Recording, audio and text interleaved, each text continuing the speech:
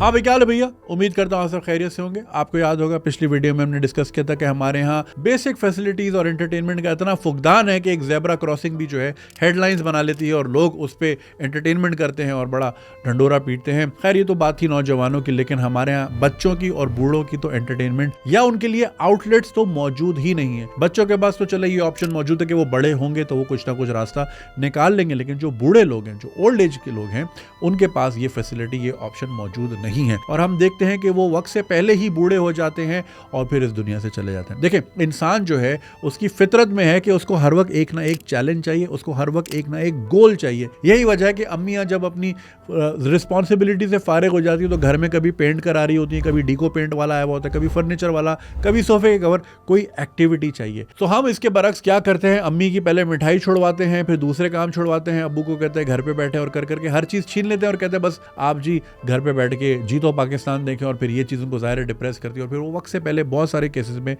चले जाते हैं। देखिए, हम लोग जितने भी लोग ट्रैवल करते हैं, आपने नोटिस किया होगा कि दूसरे मुल्कों के बूढ़े बूढ़े कपल्स होते हैं, वो आए हुए होते हैं घूमने फिरने। 26 मुल्कों में एक साथ जा रहे हैं, क्रूज लाइनर पे निकले हुए, तो 4 महीने के लिए निकले हुए हैं, एंटार्क्टिका में पेंगुइन से खेल रहे हैं। उनका ये मानना होता है कि भाई काम धंधा हमने जितना करना था कर लिया, ये अब हमारा रिलैक्सेशन का और एंजॉयमेंट का टाइम है। And they have something to look forward to कि भाई 6 महीने बाद हम ऑस्ट्रेलिया जाएंगे या 8 महीने बाद क्रूज लेके नॉर्वे जाना है या एस्टोनिया जाना है वगैरह वगैरह। ये चीज़ उनको जिंदा रखती है, उनको खुश रखती है, उनकी ज़िंदगी में एक नई मीनिंग लाती है। ज़ाहिर है, जब आप फारिगुल तहसील तो तालीम को कहते हैं, जब आप फारिगुल रिस्पॉन्सिबिलिटीज हो जाते हैं, बच्चों की शादी हो गई, सब हो गया, तो अब क्या करना, तो अपने लिए जीना है। हम यहाँ पे हर चीज़ छीन लेते हैं और घर पे बिठा देते हैं। अगर आप पुराने मोहल्लों में जाएं, मेरे पुराने मोहल्ले में अभी भी ये रिवाज है कि हर गली के कोने में एक तख्त बनाया हुआ है, लगा हुआ है, जहाँ पे तमाम इलाके के जो बूढ़े हैं, अब्बू हैं सारे या दादा अब्बू हैं, वो असर की नमाज पढ़ के वहाँ बैठ जाते हैं और फिर इशा तक वहीं पे बैठ के कथारसिस करते हैं, दिल का हाल सुनाते हैं। कोई अपने घर की परेशानियों की डिस्कस करता है, कोई सियासत को लेके बैठ जाता है, कोई स्पोर्ट्स की बात करता है, तो कोई कुछ और।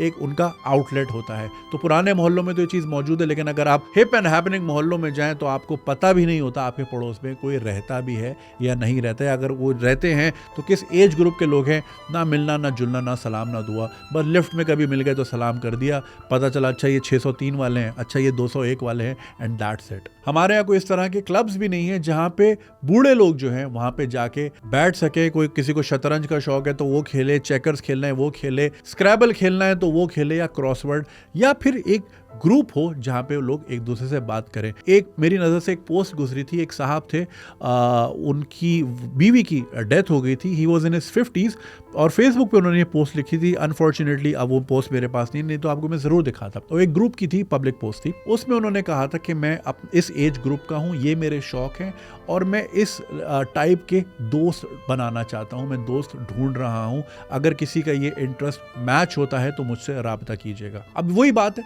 अकेलापन इंसान को खा जाता है, उसको स्ट्रेस में ले आता है, उसको डिप्रेशन में ले जाता है, और उसको फील होता है कि क्या मैं इस काबिल भी नहीं हूँ कि मेरे 4 दोस्त भी नहीं हो सकते। फिर ऐसा भी वक्त आता है कि आपके अम्मी अब्बू की ज़िंदगी में कि एक एक करके उनके सारे कज़न, उनके सारे दोस्त दुनिया से जा रहे होते हैं और उनके लिए एक मज़ीद डिप्रेशन का टाइम बन जाता है। लेकिन ऐसे में अगर आपके पास ये आउटलेट्स मौजूद हों, अब ट्रैवल कराना, देखें हम पाकिस्तान की बात करें, यहाँ पे ज़ाहिर आपके खर्चे अखराजात ही पूरे नहीं होते। आप बिजली के बिल से फारिग हों तो सोचे कि यार अम्मी अब्बू को नथिया गली ले जाया जाए या पेशावर ले जाया जाए। हमारे यहाँ लोकल टूरिज्म का इतना कल्चर है नहीं अमंग ओल्ड पीपल, वो भी ज़ाहिर है एक सर्टन क्लास ही जा सकती है। अब लाहौर से एक मेहमान ने हमारे आना है कराची, 1 वे टिकट 47,000 रुपए का है, तो बंदा ऐसे में क्या ही अफोर्ड कर सकता है। अब हमारे यहाँ ये वाले आउटलेट्स मौजूद नहीं है, तो फिर आपने गली मोहल्लों में ही ढूंढना है। हम पुरानी फिल्मों में भी देखते थे, इंडियन फिल्मों में, कि बूढ़े बैठे हैं तो कोई कैरम खेल रहा है, तो कोई लूडो लेके बैठा है, या कोई अखबार लेके बैठा है, गुजराती में बात हो रही है, इसमें बात हो रही है। आप भी अगर हफ्ते से ज्यादा घर में टाइम गुजारने, लॉकडाउन वाला टाइम याद कीजिए, आप तो जवान जहान है माशाल्लाह, you're in your 20s 30s, पढ़ रहे हैं, काम कर रहे हैं। लॉकडाउन में भी आप पक गए थे एक वक्त के बाद। ठीक है, इंटरनेट भी चल रहा था, नेटफ्लिक्स भी आ रहा था, घर में पिज्जा भी आ रहा होगा, लेकिन वो जो एक आउटलेट, वो जो चाय के ढाबे पे बैठ के बातचीत होती है या वो दोस्तों के साथ कहीं जाना होता है, उसकी फीलिंग ही लगती है। और जब लॉकडाउन के बाद पहली बार आपने किया होगा, आपने कितनी आज़ादी फील की होगी। सोचें, हम सब के पेरेंट्स इस वक्त मिडिल क्लास की बात करो या लोअर मिडिल क्लास की, वो एक लॉकडाउन में मौजूद हैं, देखने में हमारे सामने बैठे हैं, सोफे पे बैठे हैं, अखबार पढ़ रहे हैं, टीवी देख रहे हैं, जी तो पाकिस्तान देख रहे हैं, शायद मसूद की क़यामत नहीं आके दे रही, वो भी देख रहे हैं, मगर अंदर ही अंदर वो एक लॉकडाउन में है, वो एक्सप्रेस नहीं करते। अब हमारे यहाँ वल्नरेबिलिटी जो है वो एक्सप्रेस की ही नहीं जाती। बाप जो है वो तो भाई हमेशा जो है नहीं, चाकू चौबंद है और मुझे कुछ नहीं हो सकता, मेरे तो कोई इमोशंस ही नहीं है। वालदाएँ भी हैं जो बस वो बेचारी आगे पीछे वो किसी इन रिलेशन टू ही जिंदा रहती हैं। हाय मेरा बच्चा, हाय मेरी बच्ची, हाय मेरा पोता पोती, इसी में उनकी ज़िंदगी गुजरती है। उनकी एक इंडिविजुअल आइडेंटिटी निकल ही नहीं पाती। वो कभी जब वो किसी की बेटी थी, फिर किसी की बहन थी, फिर किसी की बीवी, फिर किसी की माँ, फिर किसी की दादी, और फिर अल्लाह को प्यारी।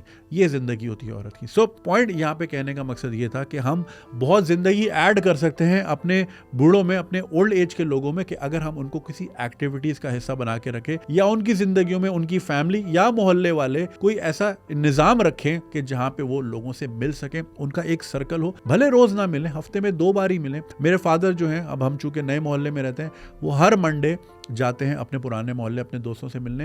ही लुक्स फॉरवर्ड टू दैट। हड़तालें हो जाए, हंगामे हो जाए, उनका मंडे वहाँ रामस्वामी में जाना जरूरी है, क्योंकि वो उनका आउटलेट है। उनको अच्छा लगता है दोस्तों बैठना। अब जाहिर है मूवमेंट रिस्ट्रिक्टेड हमें करनी पड़ती है, माशाल्लाह ही 79, तो जाहिर है बहुत सारी चीज़ें भी देखनी होती हैं। तो बात ये है कि आउटलेट बहुत ज़रूरी है। बूढ़े लोगों का हम कोई सोचते नहीं, हमने बस उनको मुसल्ला दे दिया, मस्जिद दे दी, बस रह दे के वो मस्जिद से आना जाना, या ज़्यादा से ज़्यादा सब्ज़ी लेने गए, सब्ज़ी लेकर आ गए। इस पर एक बड़ी ज़बरदस्त नज़म है, अगर आपको पंजाबी आती है तो यूट्यूब पे लिखिएगा वेला बाबा। ये कोई 12-14 साल पुरानी अपलोड है, ये यूट्यूब के शुरू के टाइम में। वो एक पंजाबी में एक नज़म है, उसमें वेला बाबा है, और वो अपनी दास्तान सुना रहा है कि भाई मैं कभी नूह कहती है, यानी बहू कहती है कि सब्ज़ी ले आओ, बच्ची को स्कूल से ले आओ, बीवी कहती है कि रंग ले आओ, ये ले आओ।